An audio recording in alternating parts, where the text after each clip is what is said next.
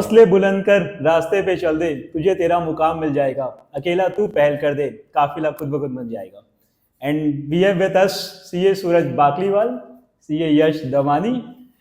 2019 से we are together. सो वो journey शुरू से देखा है, फाउंडेशन का, इंटर का, फाइनल वाला। तो अभी अभी how is the feeling? I mean result वाले दिन खुशी के आंसू आए कि नहीं आए? अरे एकदम रिजल्ट वाले दिन खुशी के आंसू थे, उसके 2 दिन पहले से एकदम एंजाइटी वाले आंसू पूरा भर गया था सर।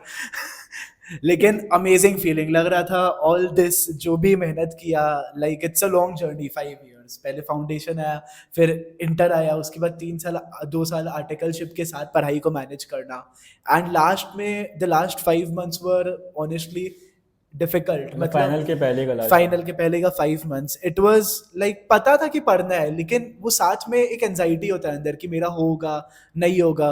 मोर ओवर हम लोग इंटर में 6 महीना डेफर भी मारे थे अच्छा, कोविड के चलते?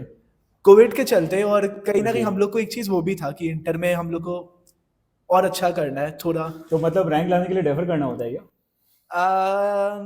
नहीं बट यू नो कि इन लोगों ने फाउंडेशन इंटर दोनों में रैंक लाया था, एंड फाइनल में भी कितना नंबर शॉर्ट रह गया रैंक से? मेरा 10, यश का 11। तुम लोग दुआ करना कि वेरिफिकेशन में उतना मार्क्स बढ़ जाए जिससे कि फाइनल में भी रैंक आ जाए इनका। तुम लोग का मार्क्स कितना था फाउंडेशन में?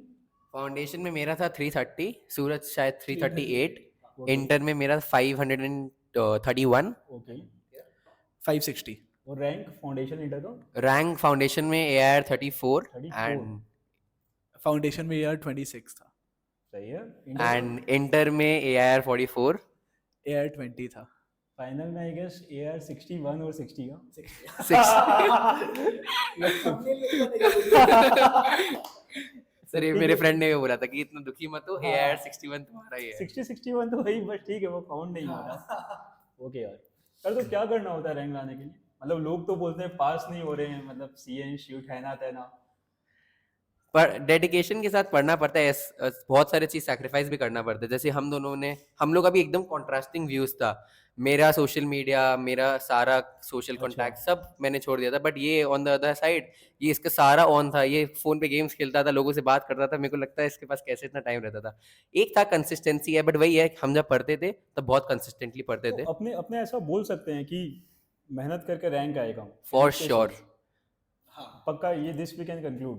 वी कैन कंक्लूड कि मेहनत करेगा तो ऑब्वियसली लक एलिमेंट रहता है, नहीं, लक एलिमेंट क्या रहता है? But luck element I think mitigate तभी होता है जब, और वो हम लोग के फेवर में भी तभी वर्क करता है जब हम लोग अपने पार्ट का मेहनत करेंगे ऑब्वियसली। तो कंक्लूजन ये है कि मेहनत करना ऑब्वियसली, हाँ रैंक आ सकता है, right? हाँ, एंड मोस्ट इम्पोर्टेंटली वो लास्ट का जो 1 महीना और जो एग्जाम का पूरा वो टाइम है, 14 days एग्जाम का।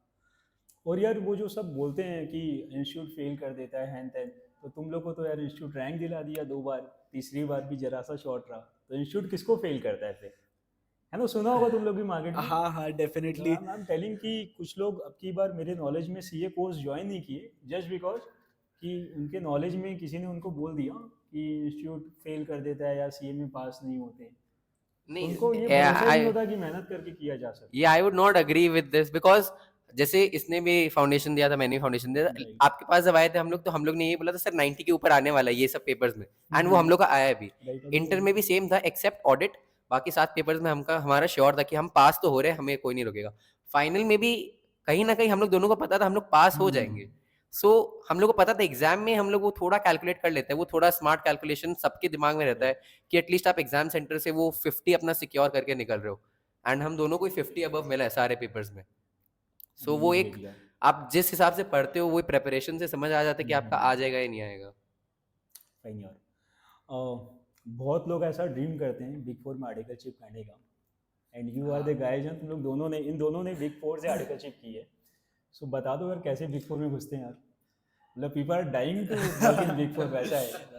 देखिए हम लोग के लिए तो ऑब्वियसली बहुत अच्छा सीवी बनाना पड़ता है, एंड जितना ही इग्नोर कर ले but reference is very important. Like मेरा तो रैंक आने के नंबर दे दो, सब सीवी बनाना काम हो जाएगा। सर है हम लोग का तो रैंक आने के बाद भी सर ही रेफरेंस लगवाए थे। नहीं भाई, ये सब एकदम पूरा नहीं, कॉन्टैक्ट नंबर में मिल जाएगा डिस्क्रिप्शन। नहीं यार। सो आई मीन हाँ, मतलब जेन्युइनली, मतलब कोई बंदा जिसका रैंक नहीं आया वो कैसे बिग फोर में जा सकते हैं? चलो रैंक आया तो मान लो कि बिग फोर वाला एंटरटेन करता है, ऑनेस्टली मतलब दो क्वेश्चन है मेरा, जिसका रैंक नहीं आया एंड जिसका अटेम्प्ट्स भी ज़्यादा है, हाँ वो लोग क्या कर सकते हैं? मैंने आर्टिकलशिप के लिए बिग फोर में अटेम्प्ट्स वाले भी देखे हैं, जिन लोगों ने फाइनल्स को इंटर को सिंगल ग्रुप करके क्लियर अच्छा। किया उन्हें भी देखा है। Okay. Non rankers first attempt वालों को भी देखा है। ऑब्वियसली अब मैंने उनसे पूछा नहीं कि उनका सिलेक्शन कैसे हुआ, बट हाँ चांस है, and references are very important as we say. So, क्या करना चाहिए? I mean, get your network right. I mean कि अगर यू गाइज कैन क्वांटिफाई कि इस तरीका से आगे बढ़ा जाए तो एक चांस बनता है, हाँ तो उसके लिए क्या करना चाहिए? मतलब पहला जैसे स्टार्टिंग चीज, फ्रॉम भी सीवी अच्छा है, तो सीवी अच्छा कैसे हो, है ना? हाँ मतलब थोड़ा सा मैं बेबी स्टेप्स की बात कर रहा हूँ, जिससे कि जो भी वहाँ पे ऑडियंस है उसको क्लैरिटी आ जाए कि कैसे किया जाए। एक चीज तो regular college it helps, I think having a regular college. हाँ ठीक है, आई अग्री, बट मैं बोल रहा हूँ कि अभी जैसे मानो कि इंटर हो गया है ना, सो उसके बाद अभी क्या? फॉर एग्जाम्पल जब मेरा 12th खत्म हुआ था तो उस समय मैंने, मेरे भैया भाभी थे गाइड करने के लिए, तो दे वर सीनियर, तो उन्होंने कहा था कि अगर तुम्हें फ्यूचर में अच्छा करना है कोई कॉर्पोरेट में तो एक्सेल सबसे फर्स्ट सीखना पड़ेगा। तो 12th खत्म होते ही मैंने और मेरे भाई ने, हम लोग ने एडवांस एक्सेल का इंडियन 12 के बाद ही? हाँ इंस्टीट्यूट ऑफ कंप्यूटर अकाउंटेंट से तो एडवांस एक्सेल सीख लिया था। Okay. So recently also I found out कि एक सीए फाइनल में है, उनका क्लियर हो गया, बट उनका आर्टिकलशिप बिग फोर से नहीं था। एंड सीए फाइनल क्लियर होने के बाद जब शी वेंट टू ईवाई तो वहां पे उन्हें बहुत प्रॉब्लम फेस करना पड़ा, बिकॉज दे एक्सपेक्टेड कि उनको एक्सेल आता हो एंड उनको एक्सेल नहीं आता था। So that was a big know from EY side. Right right. तो वो तो एक, इंटरव्यू में क्या उन्होंने पूछा था कि एक्सेल का नॉलेज कैसा है? हाँ हमें तो हमको तो पूछा था कि ईवाई में एक्सेल आता है, बेसिक एक्सेल आता है या नहीं आता है। तो इंटरव्यू में क्या क्वेश्चंस थे? How was the process? I mean कुछ प्रॉपर इंटरव्यू टाइप? एक्चुअली मतलब हम लोगों का क्योंकि रैंक आ गया था एंड ईवाई रैंकर्स को प्रेफर करता है कि उन लोग आर्टिकलशिप कर ले, सो हमारा इंटरव्यू प्रोसेस थोड़ा इनफॉर्मल था, नंबर ऑफ राउंड्स भी कम थे, बट हमारा टेक्निकल साइड में इंटरव्यू एज सच नहीं हुआ था। Okay, so it was a bit easier for us. Got you. So just to sum up, I mean कि एक बहुत अच्छी प्रोफेशनल सीवी, उसके बाद कुछ नेटवर्किंग जिससे कि सीवी राइट हैंड्स में जा सके, एंड फिर खुद का टेक्निकल नॉलेज बहुत अच्छा हो, including MS Excel, and communication skills सही हो, प्रेजेंटेबल हो बंदा, तो एक चांस वहाँ पे बनता है, बन जाता है। हाँ definitely communication skills equally very important. Right, totally get you. So अच्छा, अब how was the experience there? I mean big four के अंदर, मतलब like you have worked big four कुछ टाइम के लिए और बाद में you guys have switched, right? I switched मेरा पूरा अच्छा, यू कंटिन्यूड पूरा? हाँ ओके। तो तुम लोग दोनों कंपैरेटिव एनालिसिस कर सकते हो कि मतलब ऐसे बहुत सारे लोग आई नो जो एक साल बिग फोर में करते हैं फिर स्विच कर लेते हैं, और ऐसे लोग भी जो पूरा कंटिन्यू करते हैं। हाँ तो अपने पास अभी दोनों ऑडियंस सामने ही है, हाँ।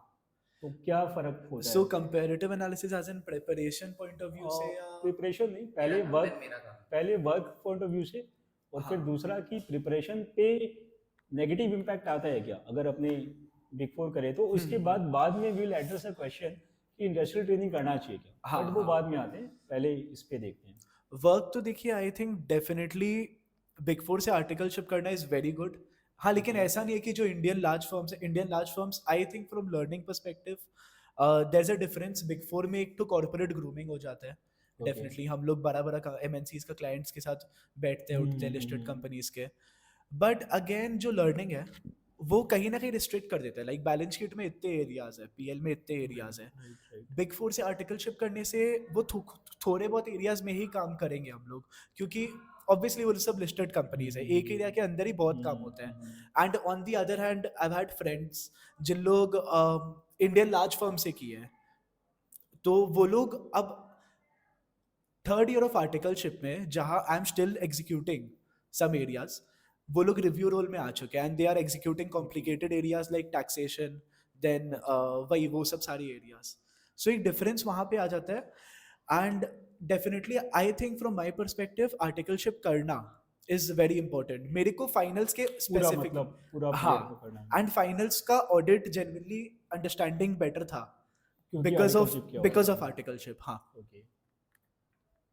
एंड यश, तुम्हारे केस में how was it different? I mean switching from big four to other firm? जैसे कि बिग फोर में जब ईवाई में था तब my work was only restricted to stat audit, खाली स्टैट ऑडिट का नॉलेज था, एंड वो क्लाइंट्स भी वहाँ कम रहते थे, लिस्टेड राइट क्लाइंट्स बड़े रहते थे, राइट उनका राइट ऑडिट पीरियड काफ़ी देर तक राइट रहता था। जब स्मॉल फर्म ज्वाइन किया तो वहाँ पे अलॉन्ग विद स्टैट ऑडिट मेरे को जीएसटी कंप्लायंसेस, इनकम टैक्स के कंप्लायंसेस, बहुत सारे फॉर्म्स एंड फाइलिंग्स, रिटर्न्स, वो सारी चीज़ का भी आइडिया मिल गया, जो अभी इसको आइडिया नहीं है बट मेरे को है। So that is an edge for me for further interviews अभी सीए बनने के बाद। तो वो सारी चीज़ों का आइडिया मिल गया। अब इनकम टैक्स ऑफिसर से कैसे बात करते हैं, जीएसटी ऑफिस भी है वो, तो वो अच्छा, सारा, तो ऑफिस जाने का भी चांस मिला था। हाँ, वो केसेस के लिए for for all those things, तो उसमें थोड़ा एक्सपोजर मिल गया वो सारा थोड़ा चीज़ में। प्रोफाइल वर्सेटाइल हो गया। हाँ, सो नॉलेज बेस बढ़ गया थोड़ा, it was not just restricted to stat audit.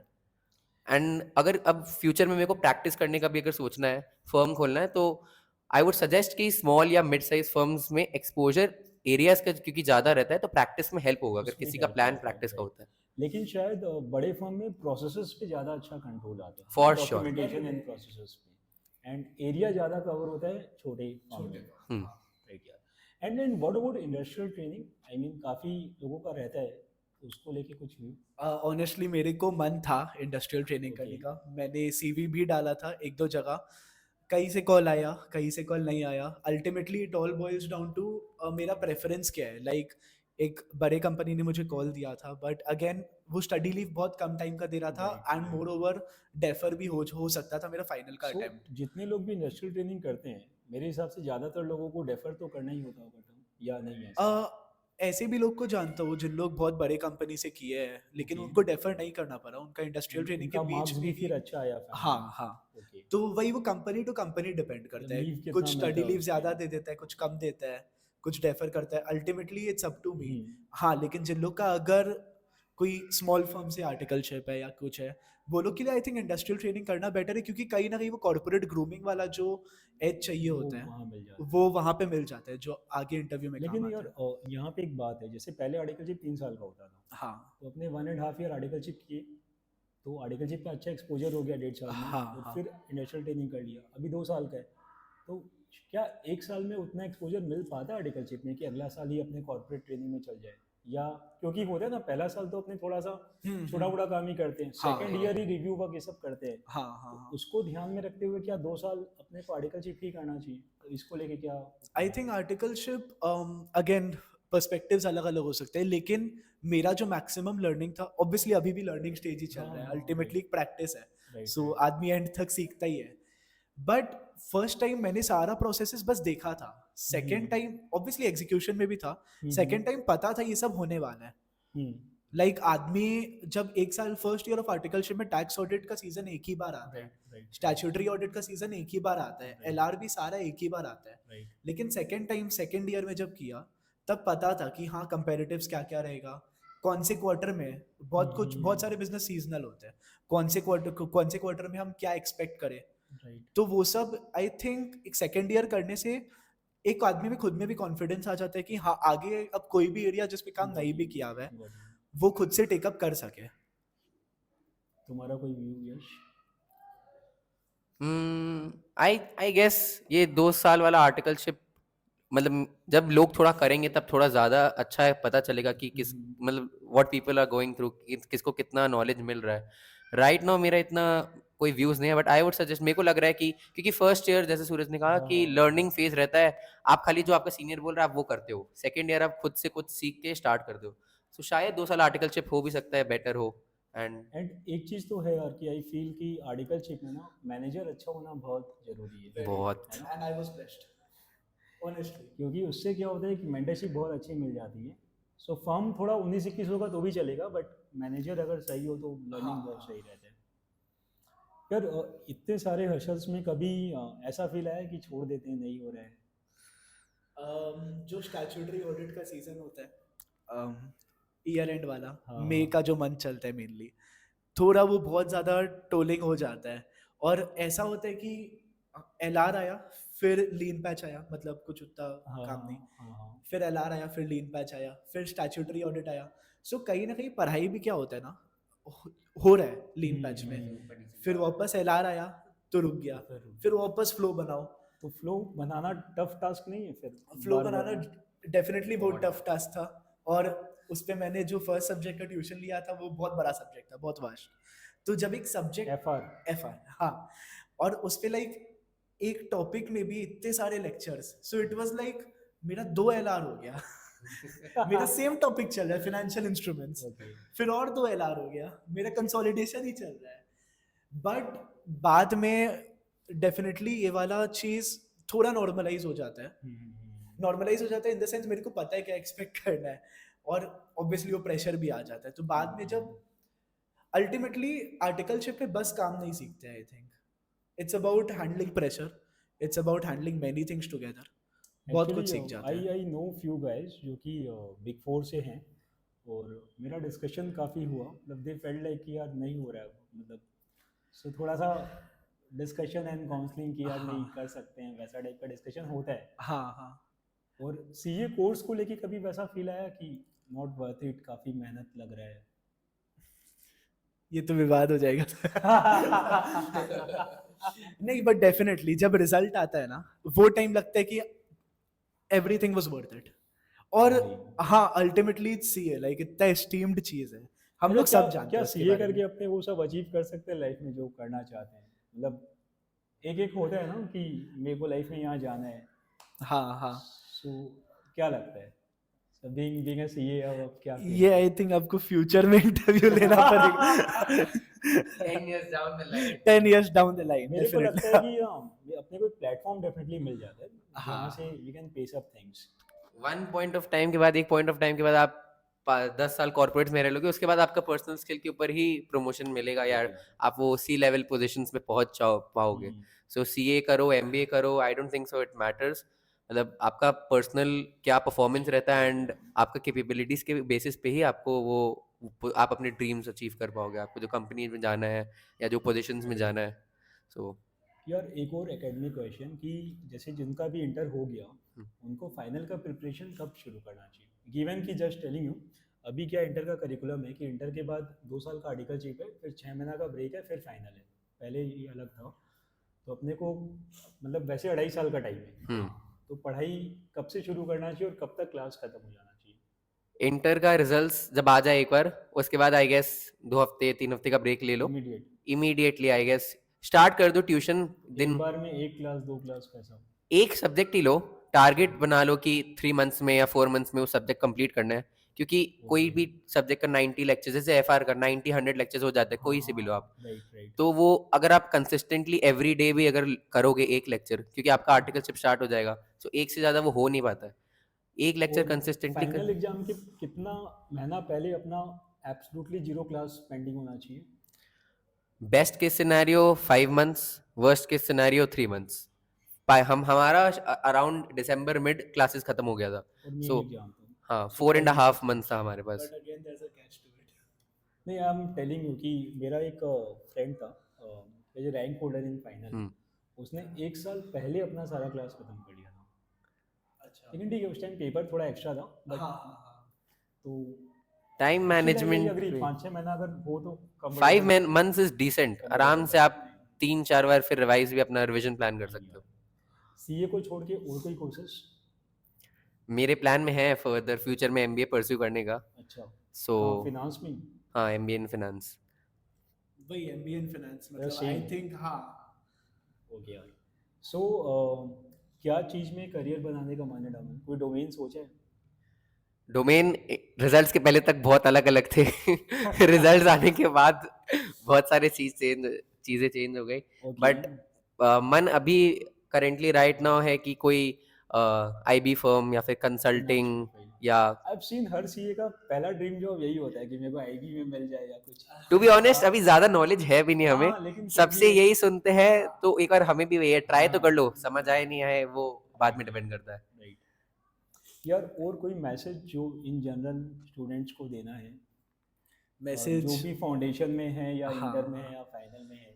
यही कि ऐसा बहुत टाइम हो सकता है लगे कि नहीं सब कुछ छोड़ देना है, टाइम्स डिफिकल्ट आएंगे और बहुत बार सेल्फ डाउट आएगा, लाइक हम मेरे को तो आई थिंक ऑलमोस्ट हर दूसरा दिन आता था, but end of the day करना तो है, लाइक इंटर में भी अगर ये चीज माइंड में आता है, but the thing is you already 1 year or 1.5 years into the course, right, और फाइनल्स के टाइम 4.5 साल. सो रुकना नहीं है. लगे एंड रहना है, हाँ हो हाँ, जाएगा. क्योंकि वही बात है कि सोचने का टाइम नहीं है फिर. अगर सोचेगा हम उस टाइम में कोई एक चैप्टर ही रिवाइज कर सकता है एंड वो एक चैप्टर काउंट करेगा, जेन्युइनली करता है. सो वही हो जाएगा अल्टीमेटली. हम लोग को अपना एफर्ट्स बस पूरा देना है. एक और है कि आई गेस सबको एक अपने कैपेबिलिटीज एंड अपने मतलब सबको पता है कि मैं उनका क्या स्मार्टनेस है क्या इंटेलिजेंस लेवल है. उस इंटेलिजेंस लेवल वाला वो लेवल का कोई एक स्टडी बडी ढूंढ लेना. जैसे मेरा सूरज था, हमारा फाउंडेशन इंटर दोनों में रैंक आया, फाइनल्स में भी उसका 404 मेरा 403 आया. सही है यार. 2 सब्जेक्ट में हम लोग का मार्क्स भी बगल में सेम था. बैठा था क्या? 2 सब्जेक्ट में मार्क्स भी सेम था. अच्छा, ऐसा. एएफएम एंड ऑडिट में सेम मार्क्स. तो हमारा थिंकिंग वो वाला माइंडसेट भी बहुत सेम रहता था, पढ़ाई का स्टाइल भी सेम था. सो बहुत कंपेटिटिवनेस भी रहता था कि हाँ सूरज ये पढ़ लिया तो मेरे को भी पढ़ लेना चाहिए, सूरज आगे चला गया तो मेरे को भी आगे चले जाना चाहिए. सो वो दोनों एक दूसरे को ट्रैक पे रख पाते थे. सर्कल हेल्प करता है. बहुत. फ्रेंड सर्कल भी होना, बस एक जन होना जरूरी है साथ में. मेरे पास एक ही जन था. सेम मेरे पास भी एक ही था एंड आई वाज हैप्पी. लोग डाउट करेंगे फिर. मतलब जेन्युइनली लास्ट का 5 तुम लोगों के पास कभी अपना करियर में आज तक वो वाला एक जन भी था क्या? हाँ हाँ अभी भी है? अभी नहीं है. हाँ है. हाँ. बट अगेन मतलब इट्स अप टू अस कि तो हम लोग वो गली चलना चाहिए या नहीं? I'll honestly say one thing. CA वाले कोई ढूंढो. हाँ. हाँ, सीए वाले को खोजो. समझते हैं. एंड मोर ओवर जैसे हम एफआर का बोला था, सो ऑब्वियसली 2 बार एक्सटेंशन लेने के बाद भी मेरा क्लासेस खत्म नहीं हुआ. अच्छा. सो मेरा हम नोट्स भी उसी का नोट से पढ़ा है. अच्छा. हाँ, सही है. For FR. उसका हो गया सीए? हाँ, नवंबर में. अरे वाह. सो मतलब बीच में डिस्कशंस, सिंस वो भी सब कुछ गो थ्रू किए हुए हैं. मतलब श्रद्धा खाली यूपीएससी में हेल्प नहीं करती, हाँ सीए में भी करती है. एकदम. यार मेरे को एक चीज बस अभी यश के रिप्लाई से याद आया. ऑडिट में बहुत लोग फेल हुए हैं, तो क्या चक्कर है? I mean how to go about it? I coming think back to one academic question, ये तुम लोग भी सुना होगा शायद. हाँ हाँ हाँ. मतलब even I have scene marksheet जो लोग का बाकी पेपर में एग्जाम्पशन है बट ऑडिट में फेल हो गया. वैसे मेरे को तो ऑडिट से, यश को भी बहुत गंदा तुम लोगों फियर का कितना है था. ऑडिट? इंटर में मेरा 58. 58 अभी. अच्छा. इंटर में ऑल इंडिया रैंक 20 आया था, ऑडिट में 43. एंड 42 या 1 तुम लोगों का खराब एक्सपीरियंस ये मतलब फाइनल में घुसते घुसते वी वर लाइक बस ये पेपर हो जाए. ओके. ऑडिट का एक बहुत गंदा फियर था. तो इसमें मार्क्स क्यों नहीं आया? मतलब इस पे मार्क्स, क्योंकि I have seen people scoring 70-80 plus in audit as well, right? हाँ तो हाँ, वो लोग क्या ऐसा तूफान कर देते हैं? मतलब मुझे ऑनेस्टली नहीं नहीं पता पता. क्योंकि what me and Yash and I did, मतलब Okay. हम लोग हर सुबह उठ के 3 घंटा ऑडिट पढ़ते थे हर सुबह. मतलब ये रोज का रूटीन था. 4 में. हम्म. लेकिन उसके बाद भी वी फेस्ड कि भूल जाते हैं, एंड ये चीज है, नॉर्मल है, हम लोग भूलते हैं एंड एग्जाम हॉल में याद आ जाएगा. ओके. लेकिन हाँ, ये कंसिस्टेंसी मेंटेन रखना बहुत इंपॉर्टेंट. एंड सिंस अभी फाइनल में थियरी सब्जेक्ट हार्डकोर सिर्फ एक ही ऑडिट, उसको रोज करना इज वेरी इंपॉर्टेंट. बस टच नहीं छूटना चाहिए. Okay. So that's what both of us did. सही है. Thank you so much for your time. All the best. तुम लोग को बेस्ट से बेस्ट जगह प्लेसमेंट मिली. हाँ. राइट. सो यार ये हमारे साथ थे सूरज एंड यश. वो कहते हैं ना, कौन कहता है यारो आसमां में छेद नहीं हो सकता, एक पत्थर तो शिद्दत से उछालो यारो. राइट. सो तुम लोग भी यार मेहनत करते रहो, लगे रहो. आई एम वेरी श्योर करने से होगा एंड तुम लोग भी बहुत जल्दी सीए बन जाओगे. Thank you so much.